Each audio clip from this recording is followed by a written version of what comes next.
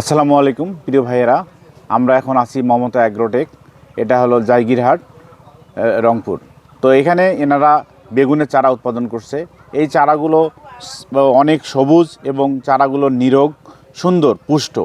তো আমরা দেখতে পাচ্ছি যে এই ধরনের চারা যদি কৃষক ভাইয়েরা মাঠে লাগাতে পারে তাহলে অবশ্যই ফলন ভালো পাবে। তো এই বিষয়ে আমি জানতে চাচ্ছি আমাদের এই নার্সারি দেখাশোনা করে ভাই, তো এই চারার বয়স কতদিন এবং কি জাত এবং কেমন ফলন আসে এই বিষয়ে একটু আপনি জানান। আসসালামু আলাইকুম। প্রথমে বলি, এটা হচ্ছে মমতা অ্যাগ্রোটেক নার্সারি।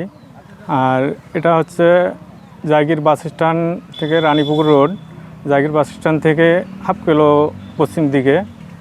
মূলত এখানে চারা উৎপাদন করা হয় সব জাতের চারা, সবজি চারা এবং ফলের চারা। এই চারার মধ্যে চারা আমরা তৈরি করি, সে চারার মধ্যে হচ্ছে আপনার কোকো ডাস দিয়ে আমরা চারা তৈরি করি। আর চারা তৈরির পর এটা আমরা সুন্দরভাবে লালন পালন করি, তারপরে কৃষকের মাঝে বিতরণ করে দিই। আর এটা হচ্ছে জাত হচ্ছে আপনার বেগুন পার্পল কিং জাত। আর এই জাতটা হচ্ছে আমরা সবার কাছে পৌঁছে দেই। আর এটা এখন বয়স হচ্ছে 20 থেকে 25 দিন চারার বয়স। 20 থেকে 25 হ্যাঁ, দিন, হ্যাঁ। এটা এখন গাড়ার উপযোগী হয়েছে। এখন এটা কৃষক ভাইয়েরা এই পর্যায়ে গাঁটতে পারে। আর লাগানোর পর কতদিন পর ফল এখন আসে? যদি লাগায়, এই লাগা থেকে 45 থেকে 50 দিনের মধ্যে ওটা ফুল ফল আসতে পারে।